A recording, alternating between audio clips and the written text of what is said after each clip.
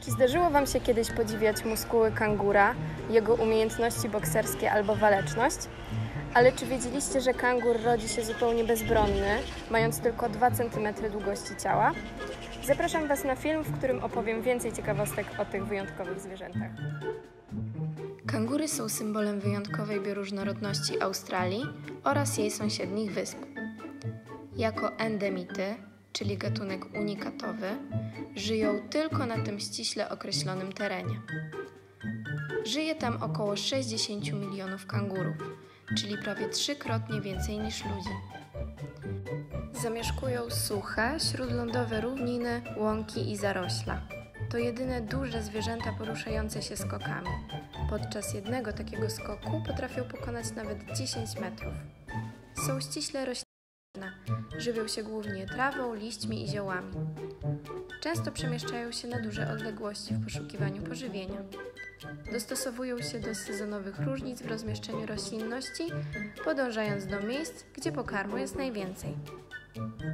W latach 40. ubiegłego wieku uznano je za szkodniki. Od lat przez myśliwych prowadzony jest odstrzał głównie kangurów rudych, szarych, olbrzymich i antylopich.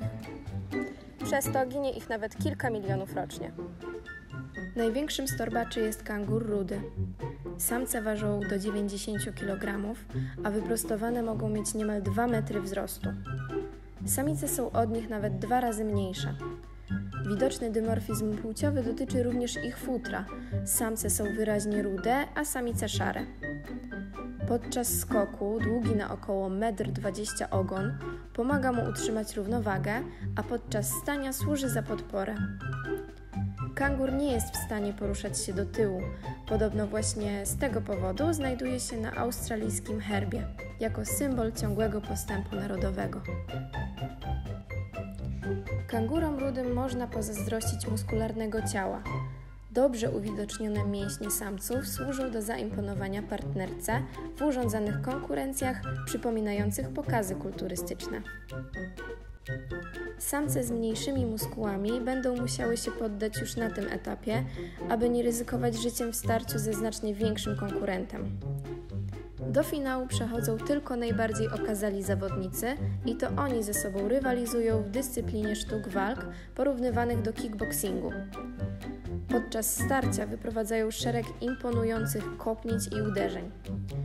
Samiec, który odniesie zwycięstwo jako najsilniejszy, przejmuje kontrolę nad swoim otoczeniem jako lider stada. W przeszłości organizowano nawet walki kangurów z ludźmi. Instynkt kangura w takiej sytuacji każe mu odpowiedzieć atakiem i bronić się przed zagrożeniem. Wydarzenia takie zapewniały rozrywkę i bawiły publiczność. W dzisiejszych czasach nie pochwala się takich praktyk z wykorzystaniem zwierząt.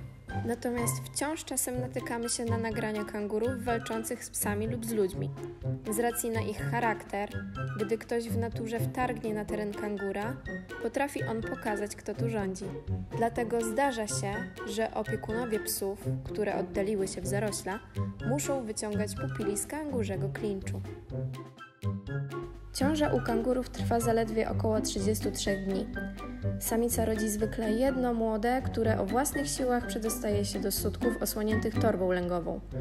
Nie jest to proste zadanie, ponieważ kangurzątko jest łyse, głuche i ślepe, a na dodatek ma tylko 25 mm. Podczas wspinaczki po futrze matka stara się mu pomóc, wylizując mu drogę.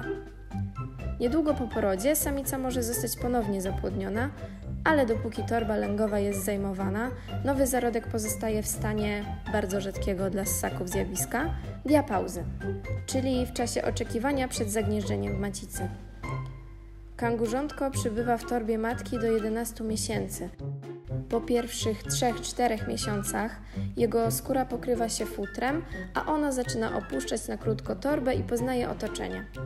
Później opuszcza torbę całkowicie, ale jeszcze przez jakiś czas ssie mleko matki. W tym okresie samica rodzi kolejnego potomka, który zajmuje miejsce przy drugim sutku. Dopóki starszy z rodzeństwa ssie mleko, każdy z sutków produkuje pokarm o innym składzie. Przy takim sposobie rozmnażania samica może mieć przy sobie nawet 3 potomków jednocześnie. Najstarszego, który już swobodnie wychodzi z torby, tego przebywającego cały czas w torbie, oraz oczekujący zarodek w stanie diapauzy. Już od momentu urodzenia kangury muszą charakteryzować się siłą i determinacją, a z pozoru bezradny, 2-centymetrowy kangur może być kiedyś wielkim strongmanem.